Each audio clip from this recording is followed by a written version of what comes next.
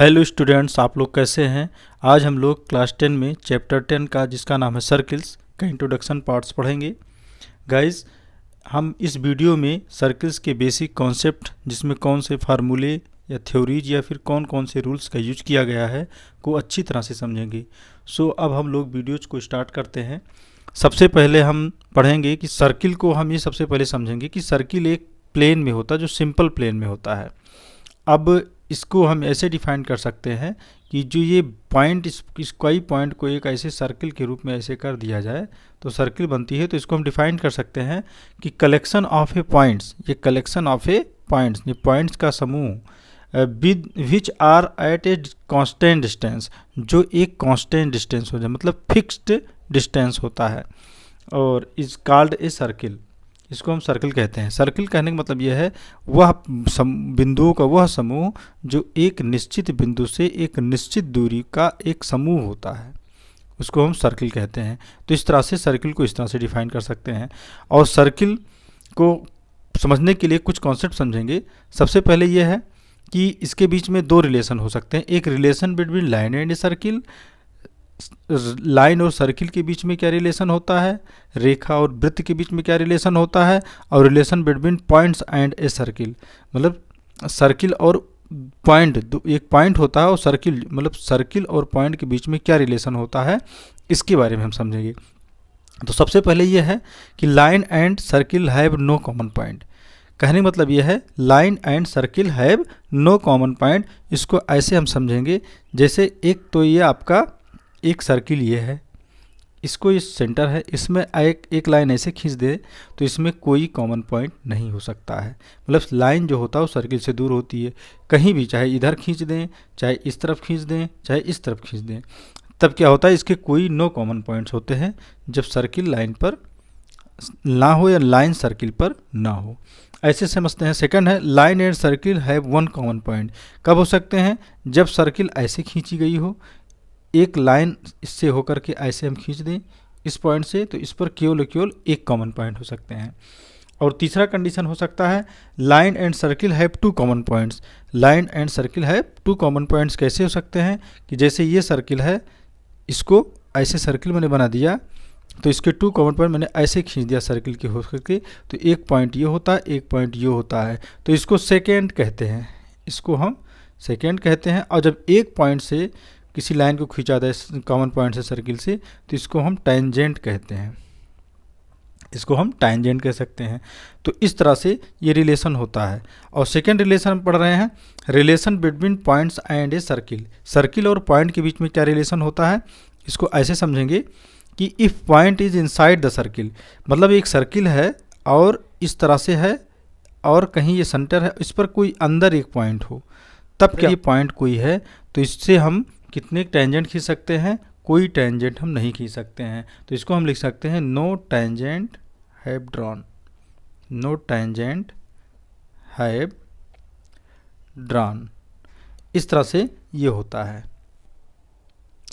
If point is on the circle, यदि point जो है सर्किल पर हो, जैसे ये आपका सर्किल है और ये पॉइंट ये है, ये पॉइंट कोई पॉइंट, जैसे मान लीजिए ये पॉइंट सर्किल पर हो, तो इससे हम केवल और केवल एक टेंजेंट खींच सकते हैं। इस तरह हम कह सकते हैं कि वन टेंजेंट ड्रॉन। इनका कहने का मतलब है कि जब सर्किल पर केवल एक कॉमन पॉइंट होते हैं तो उससे हम केवल एक टेंजेंट खींच सकते हैं, और जब पॉइंट जो है सर्किल के अंदर होता है तो उससे हम कोई टेंजेंट नहीं खींच सकते हैं। और तीसरा कंडीशन है point lies outside the circle. ये आपका सर्किल है, ये आपका सर्किल है, और यदि पॉइंट बाहर कर दिया गया ये है, तो इस पॉइंट से हम कितने टेंजेंट खींचे, इस पॉइंट से हम केवल और केवल दो टेंजेंट खींचे सकते। ये पॉइंट एक ऐसे दो टेंजेंट, इसके कॉन्टैक्ट पॉइंट ये है, तो इसमें हम लिख सकते हैं टू, इसमें वन टेंजेंट, सॉरी इसमें टू टेंजेंट, इसमें टू टेंजेंट ड्रॉन, दो टेंजेंट खींचे सकते हैं। तो इस तरह से हमारा ये पॉइंट और सर्किल से रिलेशन हो गया। और आगे पढ़ते हैं, radius of the circle always make 90 degree angle with tangent. इनका कहने मतलब है कि एक सर्किल होता है ऐसे, इसको हम इसे बना दें, तो रेडियस जैसे ये है, इस सेंटर है इसका, और यहाँ से एक कॉन्टैक्ट खींचा गया है ऐसे, तो इनका कहने मतलब है कि सेंटर से और इस कॉन्टैक्ट पॉइंट से खींची की जाने वाली जो रेखा होती है ये हमेशा क्या बनाती है, 90 अंश का कोण बनाती है। ये 90 अंश का कोण बनाती है। जैसे ये ए और बी ये टेंजेंट है, इसको सी पॉइंट मान लें, इसको ओ मान लें, तो इसको हम ऐसे कह सकते हैं कि ये जो tangent radii of the circle always make 90 degree angle. ये रेडाई रेडियस है सर्किल का, चाहे जहाँ खींचे किसी भी पॉइंट से हम खींचे तो make angle 90 degree angle with tangent. Tangent यहाँ जब हम खींच दें ऐसे टेंजेंट, तो इससे हम कॉन्टैक्ट पॉइंट को मिलाएं तो भी 90 डिग्री बने। कहीं भी टेंजेंट को हम खींचे उस कॉन्टैक्ट पॉइंट से रेडियस से मिलाने वाला जो इस टेंजेंट पर जो कोण होगी, इसे ओ सी बी या ओ सी ए, ये दोनों कितने हो गए, ये 90 डिग्री की ही हो सकते हैं। इस तरह से इसको हम ये भी कह सकते हैं, हमारा कहने का इसका मेन मकसद ये होगा कि ओ सी परपेंडिकुलर ए बी। इस तरह से ये कॉन्सेप्ट क्लियर होता है। और अब हम लोग टेंजेंट और सर्किल से रिलेटेड कुछ महत्वपूर्ण क्वेश्चन होते हैं जिसको हम समझ लेते हैं। तो क्वेश्चन इस तरह से है, how many tangent from a single point can be drawn on the circle. कहने मतलब है कितने टेंजेंट हम खींच सकते हैं किसी सिंगल पॉइंट से जो सर्किल पर हों। तो सर्किल पर है, मान लें ये सर्कल हमारा है, ये हमारा सर्किल है, जिसे मान लें ये सर्किल है, और इसमें हम कितने टेंजेंट खींच सकते हैं किसी सिंगल पॉइंट से। तो ये मान लो सिंगल पॉइंट हमारा ये है, इससे हम कितने टेंजेंट खींच सकते हैं, केवल एक टेंजेंट हम खींच सकते हैं। तो इसका हम आंसर लिख देख सकते हैं, ओनली वन टेंजेंट। इस तरह से होता है। सेकंड क्वेश्चन है, how many tangents are parallel on a single circle. ये सर्किल हमारा है, ये सर्किल है, जिसे इस सर्किल से हम कितने पैरेलल टेंजेंट खींच सकते हैं। तो एक पॉइंट ये है, इससे हम एक टेंजेंट ये खींच सकते हैं, और दूसरा पॉइंट ये है, इससे हम ये टेंजेंट खींचते हैं। मतलब एक सर्किल से हम केवल 2 टेंजेंट ड्रा कर सकते हैं। तो इसको हम, इसका आंसर हो जाएगा only 2 tangents, only 2 tangents can be draw. Third question है, how many tangents are parallel to a secant on a circle. जैसे ये सर्किल हमारा है, इस सेकेंड है, इस सेकेंड से हम कितने पैरेलल टेंजेंट को ड्रा कर सकते हैं। तो ये सेकेंड है, इससे एक टेंजेंट यहाँ ड्रा कर सकते हैं और एक टेंजेंट यहाँ ड्रा सकते हैं। इसका कॉन्टैक्ट पॉइंट ये होगा, ये कॉन्टैक्ट पॉइंट होगा। तो इसमें भी हम only 2 tangents can draw, only 2 tangents draw, ये कर सकते हैं। फोर्थ क्वेश्चन हमारा ये है कि how many tangents form a point inside the circle. अब कह रहे हैं कि ये एक सर्किल है, इसके एक इनसाइड एक पॉइंट है, इससे हम कितने टेंजेंट खींचे इससे होकर के। तो इससे होकर के जब मैं एक लाइन ये ड्रा करता हूँ तो इसमें कोई टेंजेंट नहीं, टेंजेंट ये बाहर की तरफ किसी सर्किल की जो सरकमफ्रेंस होता है, इसे परिध कहते हैं, इससे होकर के जाना चाहिए। तो ये सर्किल के जो हम पॉइंट से होकर के जब किसी लाइन को खींचेंगे तो इससे होकर ये नहीं जा रहा है।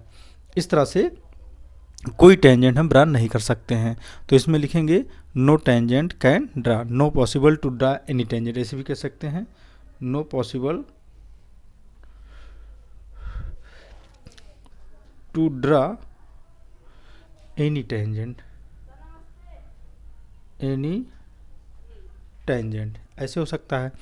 Third, how many tangent from a point outside the circle.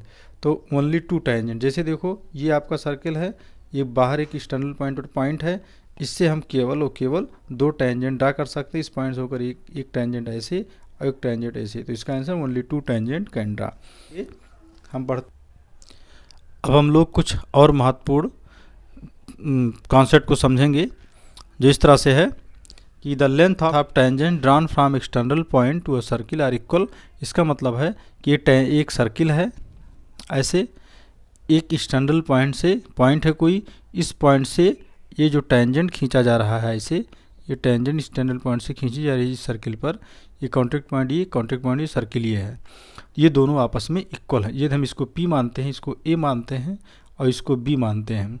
तो ये सेंटर ये तो O है, तो इसको O से B को मिला दिए, O को A से मिला दिया, तो कुल मिलाकर AP और BP इक्वल होते हैं। इसका कहने का मतलब है, इस थ्योरम का मतलब है the length of tangents drawn from external point to a circle are equal. अब इसमें हम कुछ और चीज़ें जानेंगे। जैसे मान लिया इस सेंटर से इस एक्सटर्नल पॉइंट को ऐसे हम ड्रान कर दिए, मिला दिए, इसको हम ज्वाइन कर दिए, तो इसमें जो ये एंगल है और ये एंगल है और ये एंगल है और ये एंगल है, इसको x मान लें, इसको y मान लेते हैं, इसको m मान लें, इसको n मान लेते हैं। तो इसमें रिलेशन क्या होता है, x angle x equal to angle y, ये दोनों इक्वल होते हैं। इसी तरह से angle m equal to angle n होता है, ये रिलेशन इसमें होती है, इसको ध्यान देना। और AP इक्वल टू होता है, AP इक्वल टू होता है BP, ये होता है। और एक और चीज़ ध्यान, जैसे इसको हम पहले ही देख चुके, एक थ्योरम हमने पढ़ा था कि सेंटर से इस किसी वो होता है जो आपका टेंजेंट होता है, उस पर मिलाने वाली रेखा जो होती है, रेडियस जो होता है वो परपेंडिकुलर होता है ऐसे, तो ये परपेंडिकुलर है। तो हम ये समझेंगे एंगल A और एंगल B ये दोनों 90-90 है। तो ये आप देख रहे हैं AOBP, AOBP एक क्वाड्रिलेटरल है, ये आपका क्या है, क्वाड्रिलेटरल है। तो इस क्वाड्रिलेटरल के अकॉर्डिंग ये होता है, इसके चारों एंगल का सम क्या होता है, 360 होना चाहिए। तो ये A और B दोनों मिलाकर अकेले 90-90 180 हो रहा है। एंगल A प्लस एंगल ये B दोनों मिलाकर 180 होता है। और ये angle O complete angle AOB और APB, angle AOB plus angle APB ये दोनों मिलाकर 180 होता है। ये दोनों होता है, ये जो आपका सेंटर पर एंगल बनता है और एक्सटर्नल पॉइंट से एंगल का दोनों का सम क्या होता है, हमेशा 180 होता है। तो ये इंपॉर्टेंट चीज़ इसमें समझना है, ये दोनों अकेले आपका 180 होता है, एंगल A एंगल B। इस तरह से इसमें क्वाड्रिलेटरल बनता है, इसका जो कॉन्सेप्ट है इस तरह से क्लियर होता है। और अब सभी कॉन्सेप्ट को इस वीडियो में हम एक्सप्लेन कर दिए हैं और इससे आपको समझ में आ गया होगा। और इससे रिलेटेड जब आप क्वेश्चन चैप्टर में सॉल्व करेंगे तो आपको बहुत ही हेल्प मिलेगा। और अगले वीडियो में हम लोग जो थ्योरम दी गई है उसको प्रूव करने का पूरा प्रयास करेंगे और समझेंगे। So thanks for watching this video. और आप लोग इस चैनल को, इस वीडियो को समझ में आया है तो इसको लाइक कीजिए, सब्सक्राइब कीजिए और शेयर कीजिए।